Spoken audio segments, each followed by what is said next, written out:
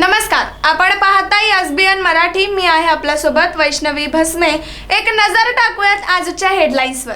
Headline प्रायोजक Laxminarayan super speciality hospital. सर्व अत्याधुनिक सुविधा, 24 तास अत्यावश्यक सेवा. इथं आहे सुसज्ज अद्ययावत ICU, medical path lab, 2D echo आणि डायलिसिसची सुविधा.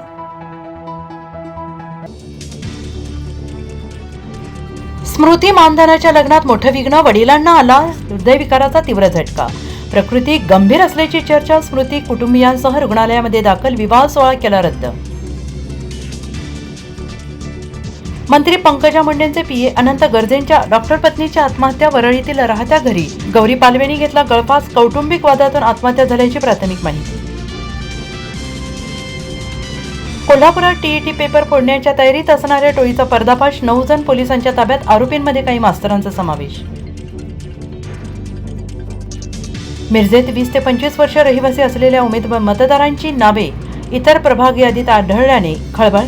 माजी नगरसेविकांचाही समावेश. महापालिकेने प्रसिद्ध केलेल्या प्रारूप मतदार यादीवर योगेंद्र थोरात यांनी घेतली हरकत. पुन्हा मतदारांचा सर्व्हे करण्याची मागणी. सुप्रीम कोर्टातील सुनावणीमुळे जिल्हा परिषदेच्या निवडणुका पुढे जाण्याची शक्यता. उपमुख्यमंत्री अजित पवारांचं वक्तव्य. अमित ठाकरेंचं नवी मुंबई शक्ती प्रदर्शन. नेरूळमधील शिवरायांच्या पुतळ्याचं दर्शन घेऊन पोलीस ठाण्यात लावली हजेरी. नोटीसही स्वीकारली.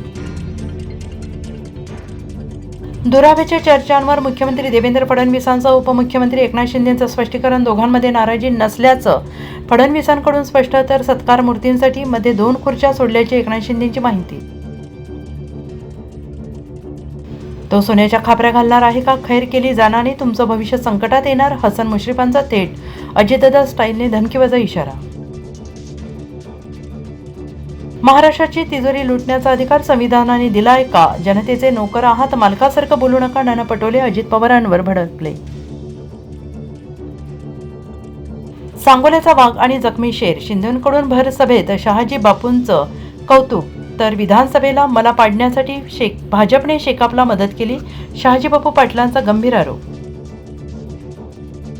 हेडलाईन प्रायोजक लक्ष्मीनारायण सुपर स्पेशालिटी हॉस्पिटल. सर्व अत्याधुनिक सुविधा, 24 तास अत्यावश्यक सेवा.